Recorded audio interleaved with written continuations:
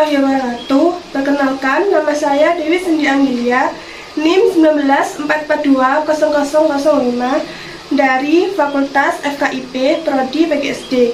Di sini saya akan mempraktikkan cara mengajar.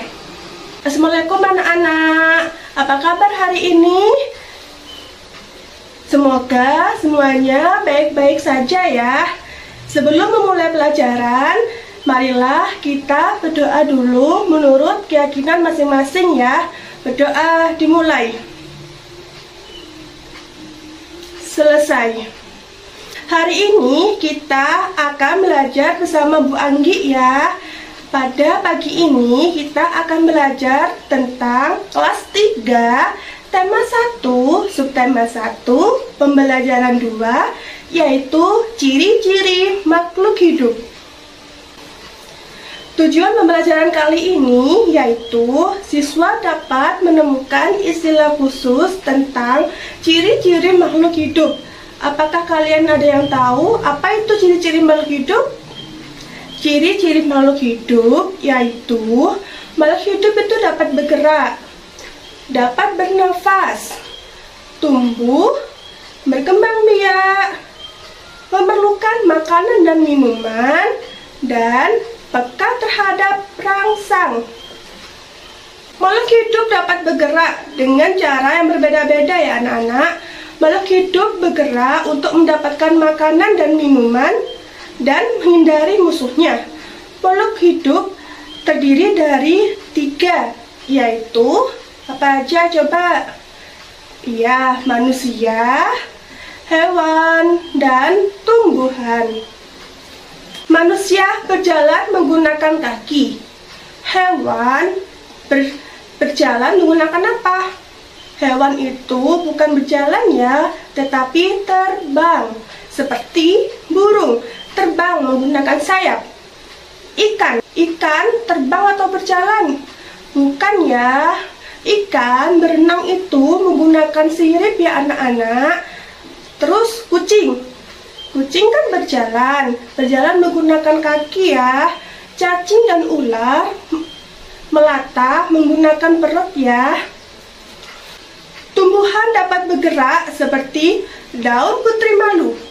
Akan menutup apabila disentuh, akan menutup juga apabila di malam hari. Bunga matahari bergerak mengikuti arah datangnya sinar matahari. Apakah tumbuhan akan bergerak? Iya, tumbuhan akan bergerak, tetapi berbeda dengan manusia dan hewan ya. Selanjutnya, makhluk hidup akan bernafas.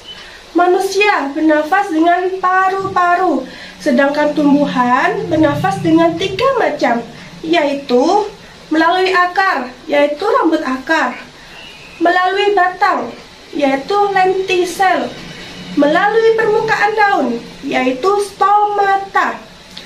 Kemudian hewan bernafas menggunakan paru-paru dan insang. Hewan menyusui seperti kucing, kambing, sapi bernafas dengan paru-paru. Lalu hewan air seperti ikan bernafas dengan insang, kecuali paus ya. Paus bernafas dengan paru-paru. Kemudian cacing bernafas dengan apa? Cacing bernafas dengan permukaan kulitnya. Makhluk hidup dapat tumbuh. Tumbuh artinya bertambah ukuran, tinggi, dan berat badan.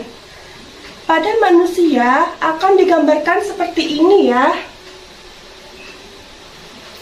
Dari bayi hingga dewasa bertambah tinggi dan beratnya. Sedangkan hewan menjadi telur hingga dewasa, kemudian tumbuhan dari biji menjadi pohon yang sangat besar. Kemudian makhluk hidup dapat berkembang biak. Makhluk hidup berkembang biak dengan cara yang berbeda-beda. Tujuan makhluk hidup berkembang biak untuk melestarikan jenisnya. Misalnya manusia. Manusia berkembang biak dengan cara melahirkan.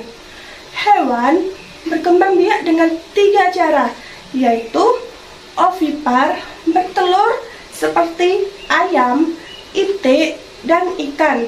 Vivipar beranak seperti kambing, sapi, dan kucing. Ovovivipar bertelur dan beranak seperti ular, kuda laut, dan ikan pari. Tumbuhan berkembang biak dengan dua cara, yaitu dengan cara alami dan cara buatan. Cara alami contohnya seperti biji, seperti tunas. Dengan buatan seperti cangkok, seperti stek. Selanjutnya, makhluk hidup membutuhkan makanan dan minuman. Manusia. Makanan manusia berasal dari tumbuhan dan hewan. Kalau hewan, makanan hewan itu berasal dari hewan, ada pula dari hewan itu sendiri, ada pula dengan hewan lain. Tumbuhan memerlukan makanan dengan cara menyerap air yang mengandung zat hara dari dalam tanah. Yang terakhir yaitu makhluk hidup peka terhadap rangsang. Kepekaan makhluk hidup berbeda-beda ya. Manusia. Jika manusia melihat sinar matahari yang menyilaukan dengan cepat akan menutup mata. Hewan seperti landak dan kaki seribu akan menggulung badannya jika disentuh. Tumbuhan, daun putri malu akan menutup jika disentuh. Baik, materi hari ini sampai di sini dulu ya anak-anak. Jika ada yang belum paham dan belum mengerti, silakan angkat tangannya. Apakah sudah paham semua? Baik, Bu Anggi akan memberikan tugas untuk dikerjakan di rumah ya, jika anak-anak sudah paham. Soal yang pertama yaitu jelaskan ciri-ciri makhluk hidup.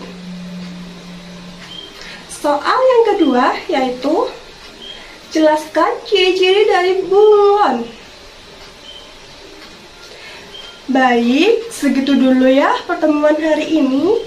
Jangan lupa tugasnya dikerjakan di rumah ya anak-anak. Semangat belajarnya. Bu Anggi akhiri. Wassalamualaikum warahmatullahi wabarakatuh.